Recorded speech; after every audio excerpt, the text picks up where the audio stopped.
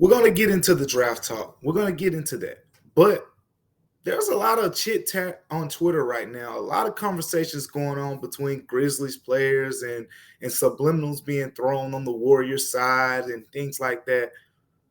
And I think this is sort of becoming a rivalry. Some people are downplaying that, but the Grizzlies and the Warriors could be the next great rivalry in the NBA. And we're going to talk about that right here, right now, coming up on Locked On Grizzlies. You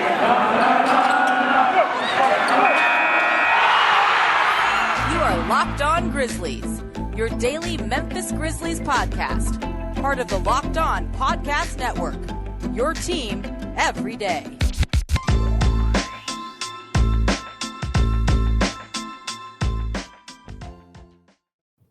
What's going on, everybody, and welcome back to Locked On Grizzlies. I am your host, Damichael Cole, beat writer for the Commercial Appeal in Memphis, Tennessee, covering your Memphis Grizzlies. It's been a fun ride this past season, watching this team jump up to the second best record in the NBA, 56-26 regular season record.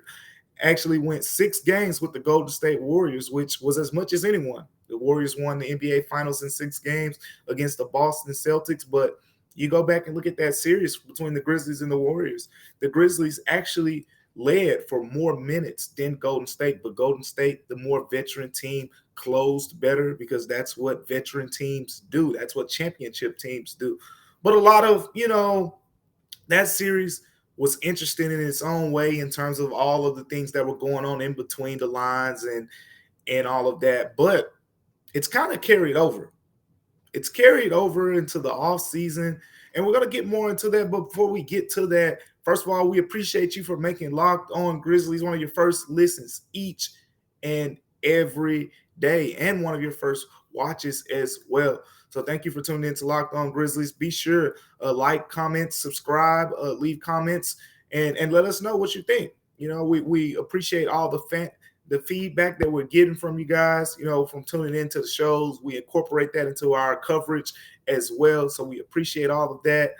And without further ado, let's talk about, this Grizzlies and Warriors thing, because there's a lot going on here, right? Like, for one, Morant and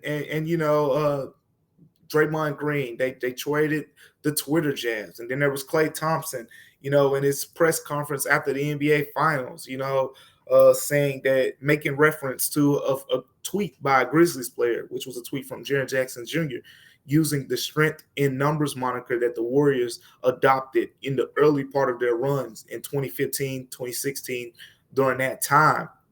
So a lot of chit-chat going on both sides, and it's carried over. This isn't new. I think a lot of people saw, I tweeted that this is becoming, it's a rivalry. It's becoming a rivalry. And when I tweeted that, some people agreed. And then there were a lot of people who were like, the Grizzlies are beneath the Warriors. It was more of on the Golden State side, basically saying, hey, this is a championship team. Cleveland Cavaliers, that was a rivalry, which it was. But the Grizzlies aren't there yet in terms of being a rival. I get that. In the general sense, I actually agree. So here's the thing about this whole rivalry word, rivalry term, whatever you call it. NBA rivalries. When you think of NBA rivalries historically, you think of, Lakers, Spurs, mid-2000s, maybe the Mavs, Spurs in there as well. The Suns, Mavs, Suns, Spurs in the mid-2000s as well. You think of the Eastern Conference series between, the Miami Heat and the Boston Celtics, the LeBron James versus the Boston Celtics Big Three, during those runs. You think of, even going back a little bit further, you think of the Utah Jazz, Chicago Bulls, the New York Knicks, Chicago Bulls. You think Detroit Pistons, Chicago Bulls, which is probably one of the most, prominent rivalries in the sports history, right up there with the Lakers and Celtics. Those are historical rivalries. And a lot of those rivalries stem from, constant playoff runs and things like that. Generally speaking, Being a young guy myself, I have watched and seen how social media has made it easier for players, to have access to each other. And what that has really led to is, in a way, players know each other better than they ever have before. So, why that matters? People think just because players know each other better, that players are generally nicer to each other around the NBA, which takes away from the rivalry angle overall. You don't have as many, guys like, for example, when the Pistons finally lost to the Bulls, they walked off the court without shaking hands. You don't have that much hatred in the NBA anymore because a lot of these guys know each other. They follow each other on social media. They go to the same workout places and things like that to get work in the summer, or they know players who know players, and they're all kind of mixed in together because that's what social media has done, not just to the NBA and players. That's what it's done to the world. Literally, you can press one button and make contact with someone in, China or across the world. That's where we are, now. So with all of that being said, rivalries in the NBA right now are non-existent. Name one. I mean, rivalries in the NBA right now are straight up non-existent. I think of, this Celtic team. They played the Bucks multiple times in the playoffs. They played the Nets multiple times in the playoffs. They played the Heat multiple times in the playoffs. And they played each of those teams in the playoffs this season during their runs. And at no point did it feel like, oh, this is a rivalry with, those guys don't like those guys don't like those guys. It never felt that way. Same thing in the Western Conference with the Warriors during their entire run. They always beat different teams. They had the sort of budding rivalry with the Houston Rockets, but that Rockets team is broken up now. James Harden, Chris Paul, Trevor Ariza, PJ Tucker, Clint Capella, all those guys are gone. Eric Gordon is literally over there by himself. So that Rockets team is no more. There aren't rivalries right now. And my point in saying that the Grizzlies and the Warriors are that budding rivalry, because this is as close as we have gotten to a rivalry in the NBA right now. That's my point. I don't think anyone can disagree with the fact that the Grizzlies and the Warriors right now are as close as we got to an NBA rivalry. Here's why. Go back a couple years ago. You remember when Andre Iguodala was traded to the Grizzlies, and, the report said that he didn't want to play there. He wanted to go compete for a championship. He was eventually, showed it off and played with the Miami Heat and went to the NBA Finals, with that Heat team. But he didn't want to play with the Grizzlies, and, the Grizzlies players took that some type of way. Ja Morant tweeted about it. Dylan Brooks, had some things to say about it. And it ultimately led to, Ja Morant and Steph Curry, making posts on Instagram. I think Steph Curry posted, a picture of Andre Iguodala in response with a championship, trophy in his hand. And Ja Morant responded by posting KD, referencing that KD was the reason that he got that championship in the other hand. So there have been some little small, small interactions on the way to this point. And then when you go after the Iguodala situation, then there was the play-in a season ago. I think this is actually a more important part than people are giving credit for. And I had some people, when I mentioned this, there were some people on the Golden State side said, oh, Klay Thompson didn't play. You mean like how Ja Morant missed games in this series, or how Steven Adams missed the first couple games of this series, or how, Steven Adams was basically, a big factor when he finally played in this series. The Grizzlies missed Steven Adams, Ja Morant, or Dylan Brooks in every single game. They did not have their regular season starting lineup throughout that entire series. But that's neither here nor there. Klay Thompson did not play in that play-in game. The Grizzlies won that play-in game as the underdog. The Warriors were expected to win and shocked people. The Warriors missed the playoffs. The Grizzlies made the playoffs as the 8th seed. So that was kind of the start of something. And then the Grizzlies actually had good regular season success against the Warriors. Now, if you follow the Warriors and you've watched them up closely over the past couple, just during this run, the last 7 years or so, as this team got better and more confident with their winning ways after the 73-9 run, for example, the 73-9 run, they played as hard as they wanted to play, and they really wanted that championship, right? After that, they kind of put it on cruise control throughout the regular season for certain points. For example, this season we saw the Warriors, resting guys a lot. Steph Curry taking his time to get back in rehab, bringing Klay Thompson back, slowly. Draymond Green missing a lot of games. All those guys missed a lot of regular season time at some point. But, with that being said, they always kept saying, Draymond, for example, was saying seeding doesn't matter to them. They want to be at full health in the playoffs, and the Warriors were at full health in the playoffs, and we saw what happened. They won a championship, won their fourth championship in the past 7 years. So with all of that being said, the Grizzlies matched up well against this team over the past couple seasons. The Grizzlies are young. After Dylan Brooks basically said, look, we're young, they're old, they know we're coming. That was his words after the Grizzlies lost Game 6 in this past year's second round series. And that series, it was a competitive series. As I mentioned earlier, the Grizzlies led for more minutes. John Morant missed the layup in Game 1 that he even said he often missed that layup. But the Warriors earned that series win. The Warriors deserved to win. The Warriors were the better team in that series overall. But the question about, if Ja was healthy, if Steven Adams was available at the beginning of the series, that's always going to linger. And it's going to be a big deal going into next season.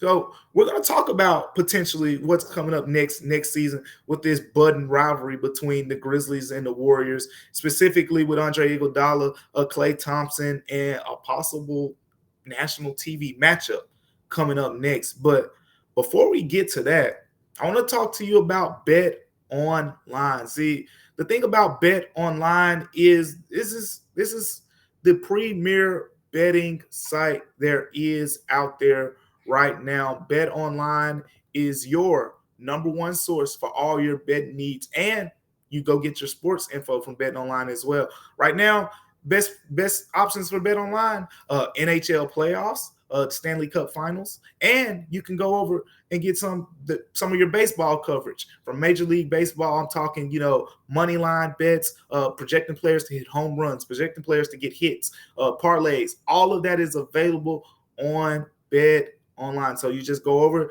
to betonline.net, and that's where you get all of your coverage when it comes to betting. I also want to mention the fact that one live NBA draft show is not enough for Locked On. That's not enough. So every show is going to go live on draft night. So you can join me and or Sean Coleman for 15 minutes after the Grizzlies pick. And we will be here on YouTube for the immediate reaction from your local experts. So subscribe now to the Locked On Grizzlies on YouTube if you have not, so you can be notified when we go live. Me or Sean Coleman, or potentially both of us, will be there about 15 minutes after the Grizzlies make their picks. So yeah, we just went into the historical significance and the meaning of the word rivalry and some of those rivalries in the NBA, and what leads me to believe the Grizzlies and the Warriors are entering, that zone. The Warriors, the Warriors are a confident bunch. And the thing about the Warriors is a lot of people, haven't expected, the Warriors to fall off. So when the Warriors had those 2 years when they were kind of, subpar, winning this championship meant so much to them that you saw Draymond Green, Klay Thompson, Steph Curry saying Steph Curry was saying, what are they going to say now? Klay's calling guys bums. Draymond is, doing typical Draymond things, but it was basically the Warriors basically saying, give us our respect back. And with that all being said, that led to, eventually, Klay Thompson calling, the Grizzlies player a bum shocked a lot of people, because it's like Klay Thompson actually, from what I've heard from Grizzlies fans, Klay Thompson was the most likable of those core four guys. We know Grizzlies fans don't like Andre Iguodala. He got booed here every game this past season that he was available. Draymond Green, self-explanatory. I don't think there are a lot of teams that like Draymond. Typically, the type of guy, when he's on your team, you love him. He's on the opposing team, you have no love for him. Then there are the other two, Steph Curry, Klay Thompson. Steph Curry's been a dagger in the heart of Grizzlies, from time to time, all the way back. We're talking 2015, 2016 playoff runs back in those days.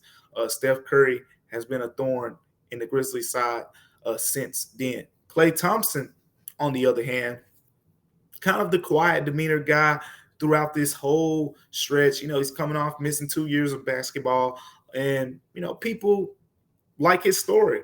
A guy coming back after missing 2 seasons to, play at a high level, not his same elite level, but play at a high level. It's kind of an inspirational thing.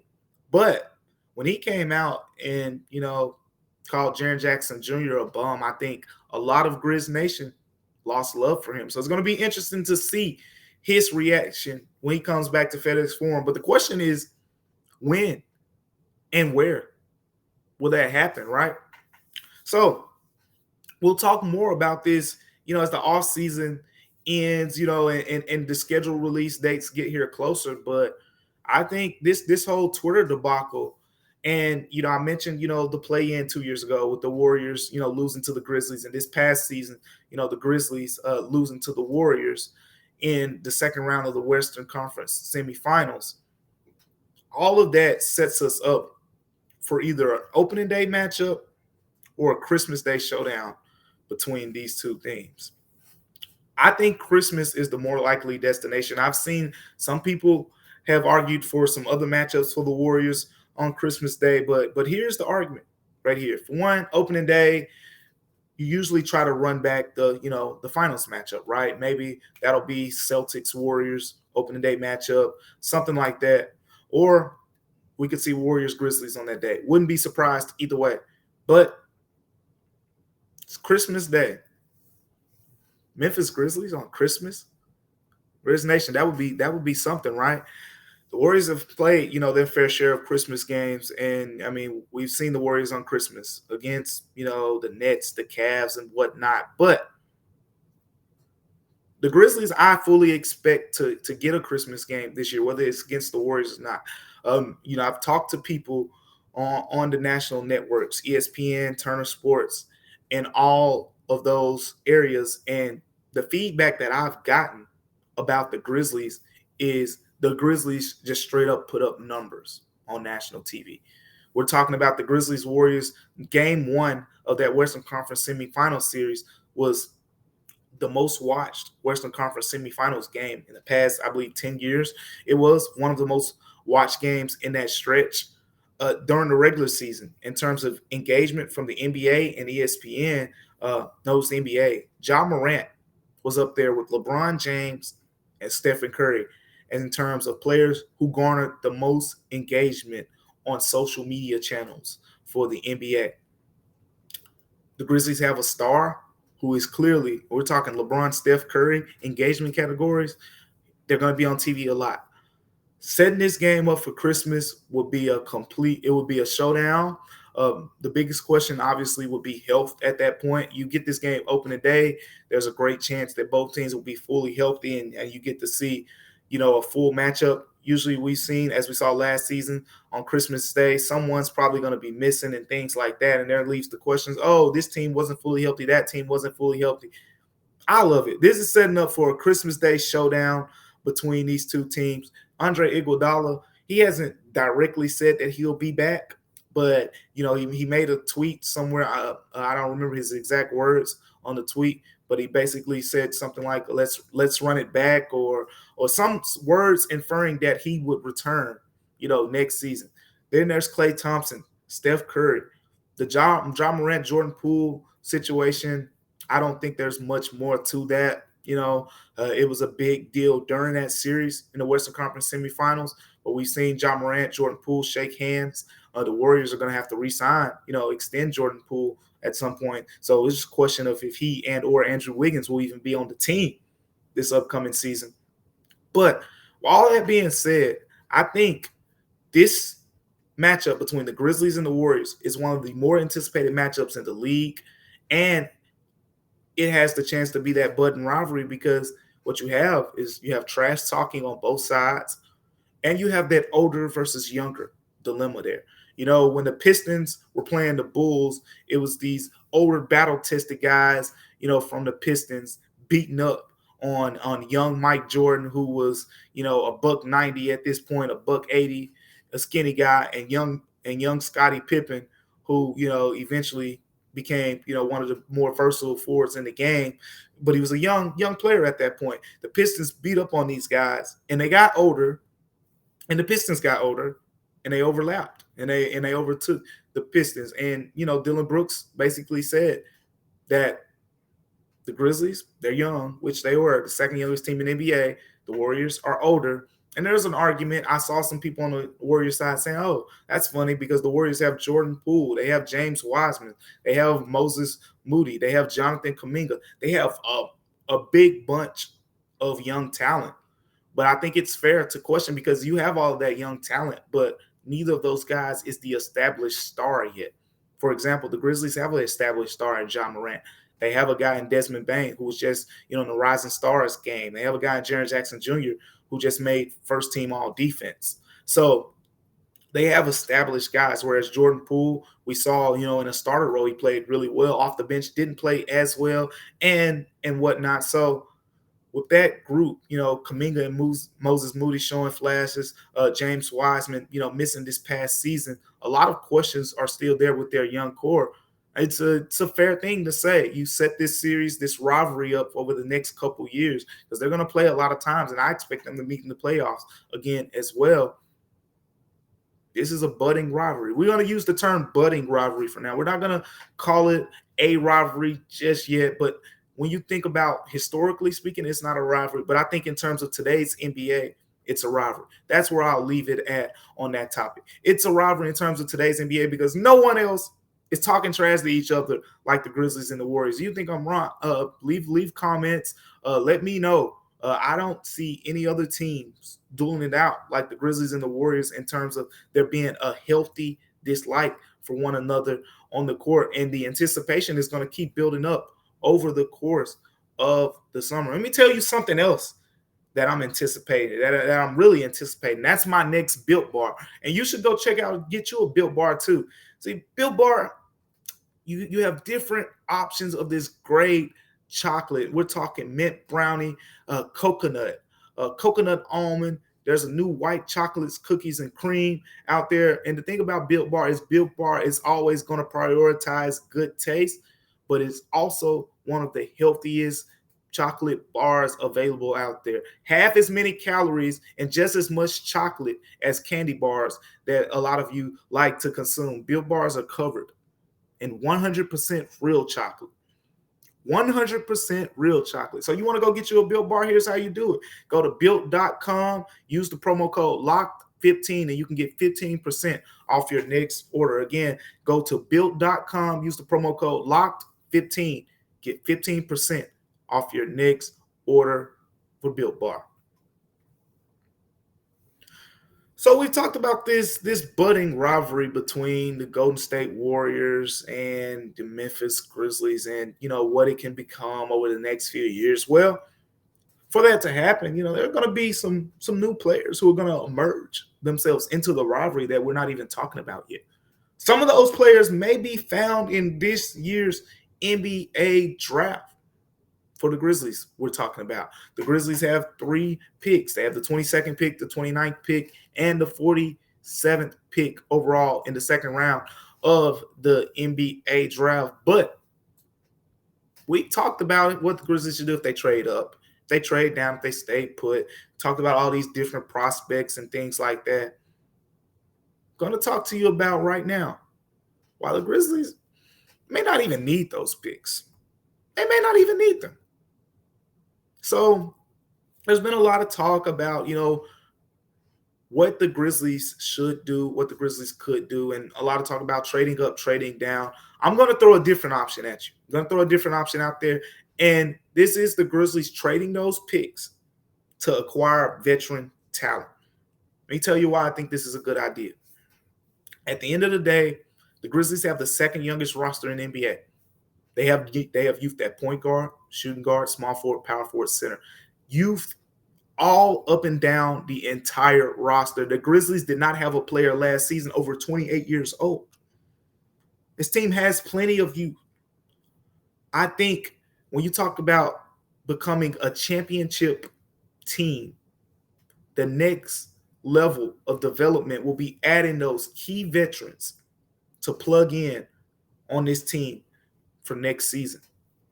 Backup point guard, a veteran at backup point guard, a veteran wing, maybe a couple veteran wings. You might not need a veteran center if you got Steven Adams and you got Brandon Clark, Xavier Tillman, Santi Aldama. Center is a loaded position for the Grizzlies. But you add your couple wings, you add your veteran backup point guard who has starting experience. As most of the Locked On Grizzlies viewers know, I've mentioned that the free agent market will include guys like Dennis Schroeder, who started games and been one of the best 6 men off the bench.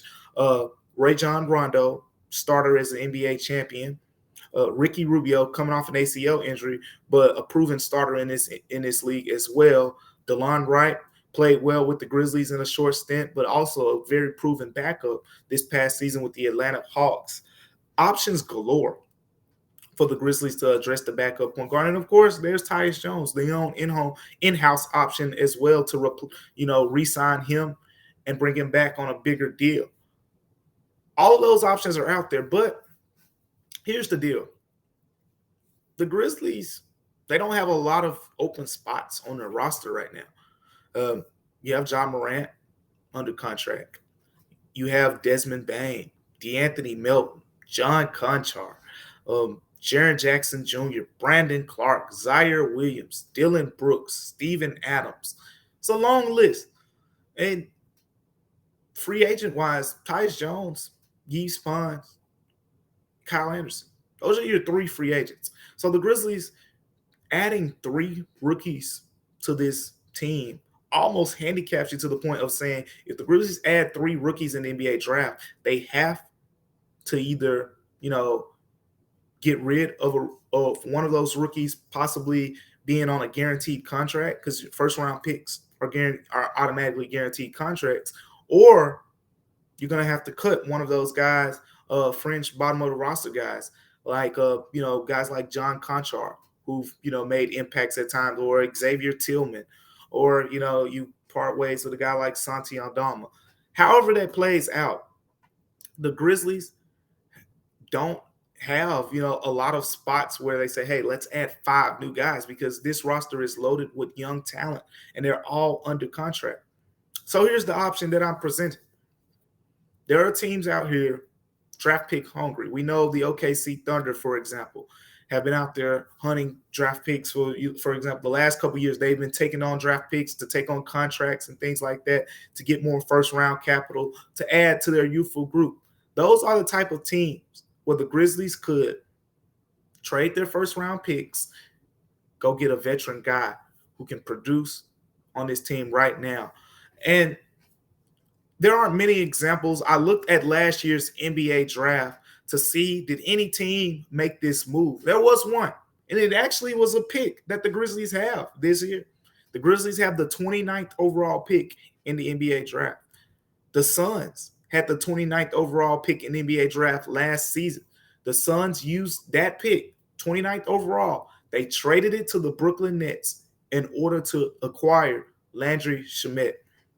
Landry Shamet ended up being a reserve guard for the Suns, came off the bench as the backup shooting guard behind Devin Booker, and played a lot of meaningful basketball for them. So again, a guy who was acquired to add depth and, deepen the roster and bring something new to the roster. He was a guy who played point guard and shooting guard for them. So with that being said, the ideal player for me in this situation would be Malcolm Brogdon. The asking price for Malcolm Brogdon, I don't know what the Indiana Pacers expect to get back for him, but here's the deal. The Grizzlies have around 20 to 24 million in cap space estimate. Zach Kleiman was, asked about cap space, and the Grizzlies having that space, in his exit interview right after the season ended. And he basically, threw that number out the window because he said that number doesn't factor in, wanting to re-sign, guys, potentially Tyus Jones or Kyle Anderson, and having to sign draft picks, which would be 2 first-rounders on guaranteed deals and a potential signing a second-round pick as well. Once you factor in all those things, that $20 million plus in cap space does not matter. But the Grizzlies want it to matter. I mean, the Grizzlies are saying, it doesn't matter. But I think, as a fan base, you should want that cap space to matter. And the perfect guy out there is Malcolm Brogdon. Malcolm Brogdon is on a decent contract with the Pacers. For one, he'll be an expiring player, $22.6 million. So I said the Grizzlies will have somewhere between $20 and $24 million available in cap space, which means they almost will be able to take in his entire salary by just moving picks to the Pacers. Again, the Pacers got Tyrese Halliburton. Miles Turner's name's been floated out there in rumors, so they're clearly going youthful on that side. The Pacers are embracing a youthful move. I don't think they're tanking. I think they're just embracing, rebuilding this team around Tyrese Halliburton, a guy like Chris Duarte, who had a really good rookie year for them as well. And that would mean moving the veteran, Malcolm Brogdon, former rookie of the year, really big piece to some of those Bucks teams that fell short, didn't get to the finals, and actually had a couple good seasons with the Indiana Pacers. And this is a guy who's a 50, 40, 90 guy. And people say, oh, what would the fit be on the Grizzlies? Well, you talk about the backup point guard position. This would be your backup point guard. And not only would he be the backup point guard, he would be a guy you could play alongside John Morant and Desmond Bane, because Malcolm Brogdon is a proven good defender who can guard point guards, who can guard shooting guards, who has a big enough, body mass and frame to hold his own against small forwards as well, like he did a lot of times playing with Milwaukee. I think he's a versatile fit for the Grizzlies, and you may have to move one contract to make the dollars work. But overall, the Pacers are a team right now who look like they'll take on some picks. They'll take on a couple first-round picks in order to get rid of the Malcolm Brogdon contract and get him off, on that expiring deal. And the Grizzlies, they're in win-now mode, right? I think most of you can agree. You want to see the Grizzlies win a championship right now. Adding a guy like that who's a proven scorer off the bench, he can make shots, he can defend at a high level. That is a possible move to watch in the NBA draft. That's a big move. That's a very big move when you're talking about possibly moving the 22nd and the 47th pick, or the 22nd and the 29th pick, or however that would play out in order to get your hands on a guy like Malcolm Brogdon. But I'm not limiting this to Malcolm Brogdon. Like I said, we can do players on a smaller level. Like I said, Landry Shamet is not on the level of Malcolm Brogdon as a player. There are smaller players, guys who come off the bench, for teams who don't plan on being in contention next season, that the Grizzlies can try to go out there and throw their name in the hat for, and throw a first-round pick at some of those teams who are just interested in acquiring young talent. So that's one of the ways we haven't really talked about much that the Grizzlies can improve, this roster, because right now that's what it's all about for the Grizzlies, right? It's all about roster improvement and just building on this depth. The starting lineup is pretty much solidified in a way. We've talked about Dylan Brooks and Steven Adams possibly being moved. But at the end of the day, Desmond Bane, John Morant, Jaren Jackson Jr., those guys are locked in starters next season. So a lot of options on the table for the Grizzlies. But I think there needs to be more consideration about moving those picks and getting veteran talents. Even if they move the 22nd and 29th pick to acquire 2 players, that's an option as well. But since we're talking about the draft, before you leave, make sure you tune in to the Locked On NBA Big Board for the ultimate NBA mock draft. See, the first picks of the ultimate NBA mock draft have already been made. So all you have to do is search now for ultimate NBA mock draft, and you get over 50 insiders, the Odyssey Sports experts, the draft experts of Locked On NBA Big Board as well. The 5 episodes of the Ultimate NBA Mock Draft are already underway, so make sure you're checking them out. You're tuning in. Make Ultimate NBA Mock Draft your second listen today after Locked On Grizzlies. And we appreciate you for making the Locked On Grizzlies your first listen. We will have one more episode coming up before the NBA draft. And then after that, we get to the fun stuff. We'll be recapping who the Grizzlies draft and the potential, of what those players could bring to the Grizzlies. And there are also going to be some roster questions answered by how the Grizzlies approach the draft. We will get into all that, but we'll talk about that more on the next episodes of Locked On Grizzlies. But we appreciate you for tuning in.